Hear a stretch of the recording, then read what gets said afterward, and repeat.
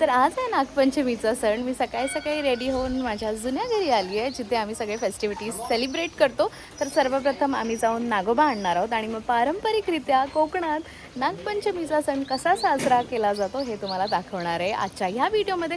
So stay tune, खूप interesting असणार आहे. नागोबाची पूजा ती का केली जाते, पातोळी बनवणार आहोत. So let's go.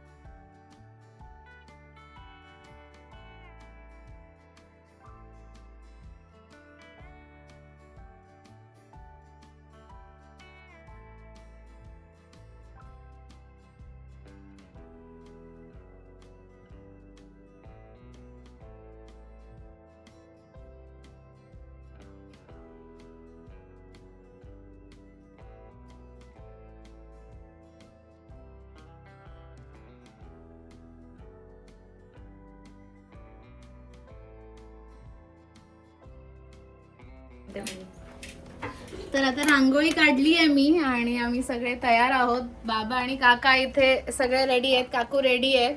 आणि मी म्हटलं बाबा आता तुम्ही पूजा करता, तर माझी काकू काय म्हणाली ग? तुम्हाला आमच्या ह्याच्यात स्त्रियांनाच हे आहे प्राधान्य, कारण आमचे पुरुष हे सगळे बिझी आहेत ना, तुम्ही आम्हीच करतो पूजा. आम्हाला माफ आहे, कारण आमच्या पंडितजींनी आम्हाला दिली तुम्हीच पूजा करा म्हणून. नैवेद्य आम्ही दाखवतो, पूजा आम्ही करतो. आम्ही आमच्या घरात सगळं अलाउड आहे. महिला प्रधान संस्कृती कोकणात तर आहेच, पण माझ्या घरात जरा जास्तच आहे. कारण का हे पूजा पाठ करतात काका बाबा, पण तरी सुद्धा कधीच असं काही रिस्ट्रिक्शन्स देत नाहीत की हे करू नका ते करू नका. जे हवं तसं करा, देवापर्यंत ते पोचतच. नागपंचमीचं महत्व काय आहे? आपल्या सनातन संस्कृतीमध्ये, हिंदू धर्मशास्त्रामध्ये पृथ्वी तत्वाला अनन्य महत्त्व आहे. जसं गणपती हा पृथ्वी तत्वातला पूजन करणं आवश्यक आहे, तसं नागसुद्धा हा मातीचा, मृत्तिकेचा पूजन करणं अत्यंत गरजेचं आहे. गोपालकृष्णांची पूजासुद्धा पृथ्वी तत्वातूनच केली जाते.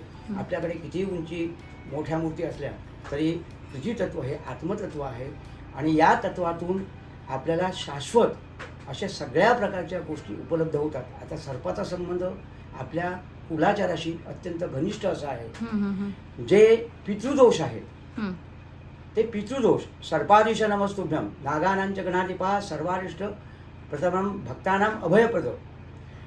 पितृदोषातून मुक्ती या ठिकाणी ह्या नागाचं पूजनाच्या माध्यमातून आपल्याला दूर करता येते. नागाच्या पूजनातून जे आपल्या कुलाचारामध्ये आघात दोष आहेत अनेक प्रकारचे, ते दोष दूर होतात.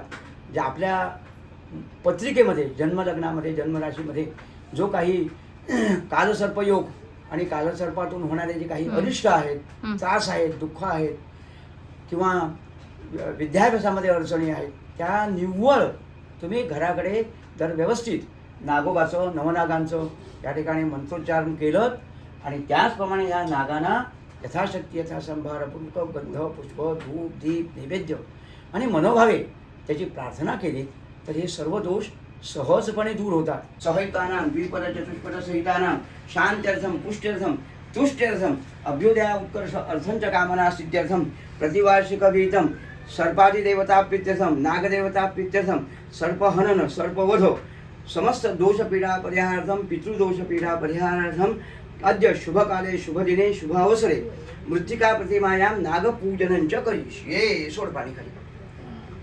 पंच योना प्रचोदयात् आपो ज्योतिरसोम ब्रह्मभूर्भुवस्सुरं. गणपती पूजन कर. हरि ओम गणानां शौनकोपस्मदो आवाहने योगः भूर्भुवस्वः गणाधिपते नमः. ध्यायामि दुर्वान पाणी जलधारवरती आणि पंचामृत घाल. भूर्भुवस्वः गणाधिपते नमः. पादयोपाद्यं स्नानं समर्पयामि. पंचामृत स्नानं समर्पयामि. शुद्धोदक स्नानं समर्पयामि. हो. त्यांना तुम्हाला आणखीन कोणतीही गोष्ट करण्याची गरज नाही.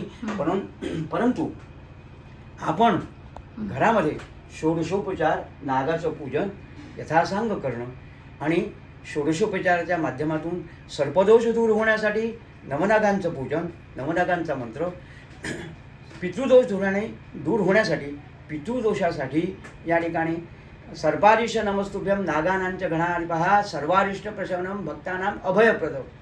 पितृदोषासाठी सुद्धा सर्पाच्या ह्या मंत्राची, महामंत्राची आपण जर पुरस्चरण केलं, मंत्र केला, आज या ठिकाणी त्याचं पूजन यजन केलं तर उत्तम प्रकारानं घरात सुख सौख्य समाधान प्राप्त होतं.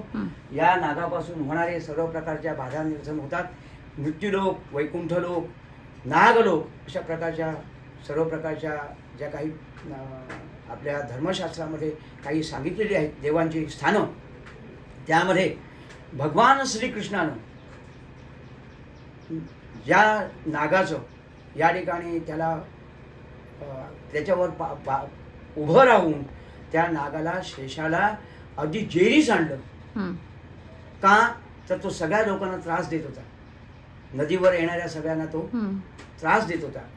तसा हा नाग आज या ठिकाणी तुम्ही पूजन जर केलं भक्तिभावानं त्याच्याजवळ, आज आपल्या हिंदुस्थानामध्ये सुद्धा अशी गावं आहेत की त्या ठिकाणी घराघरात नागोबा वास्तव्य करून आहे. हे सत्य आहे आणि आज त्यांचं पूजन यजन सर्व लोक करतात.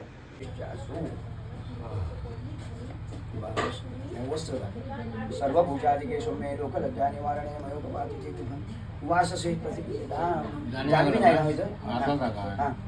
ब्रह्म यज्ञोपवीतं परमं पवित्रं प्रजापते. आणखी एकदा कर, जवळ कर. हां. यज्ञोपवीतं परमं पवित्रं प्रजापते सहजं पुरस्तात् आयुष्यमग्रं प्रतिदिनं शुभ्रं. यज्ञोपवीतं बलमस्तुते. हा यज्ञोपवीतार्थे प्रत्यक्ष यज्ञोपवीतं समर्पयामि. गंधद्वारांगुरादर्शानि चतुषां करीषु ईश्वरीं सर्वभूतानां ताम्योपवेशं. पुष्पाणि समर्पयामि. बेल, तुळशी, दुर्वा सगळा वरती काय तर जेव्हा घाल. नैवेद्यार्थे आहे आणि दूध.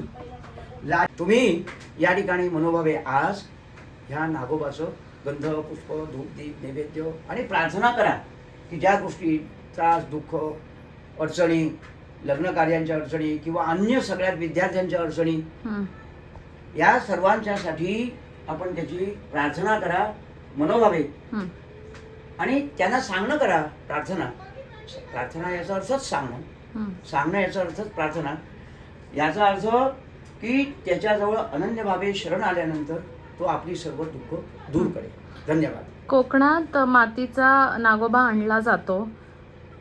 खूप पूर्वंपार ही परंपरा अजूनही कोकणात आहे. प्रत्येकाच्या घरात नागोबा आणला जातो. ह्यामागे काही शास्त्र आहे, कारण आहे का? नुसतं नागोबाच नाही, आता जी या सगळ्या मूर्ती, गणपतीच्या मूर्ती, कृष्णाच्या मूर्ती, या सगळ्यांनी प्लास्टर ऑफ पॅरिसच्या केल्या जातात. माझी सगळ्यांना घरात सर्वांना विनंती आहे, नागोबापासून तुम्ही मृत्तिका प्रतिमा स्थापन करा. गणपती लहान मोठा, नाग लहान मोठा याच्याशी संबंध नाही. जे पूजन तुम्ही करतात ते अत्यंत महत्वाचं आहे. ज्याचं पूजन करतात ते महत्वाचं आहे.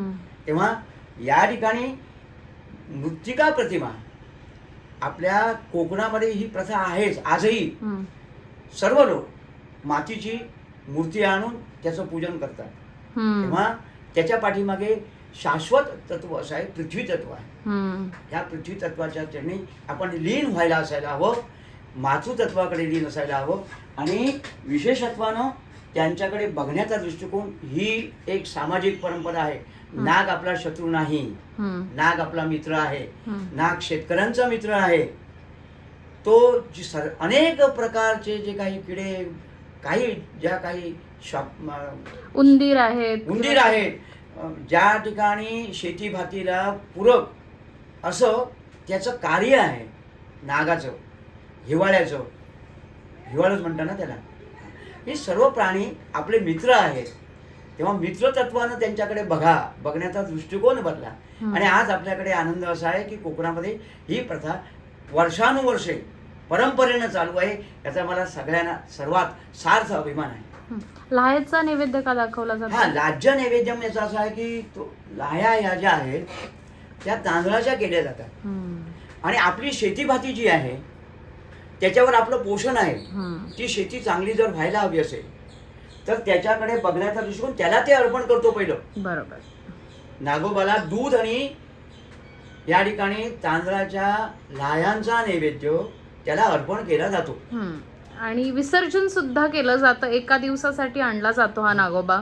विसर्जन याचा अर्थ असा आहे की त्याला मनोभावे पूजन केल्यानंतर त्याच्या जागेवर त्याला स्थानापन्न करणं.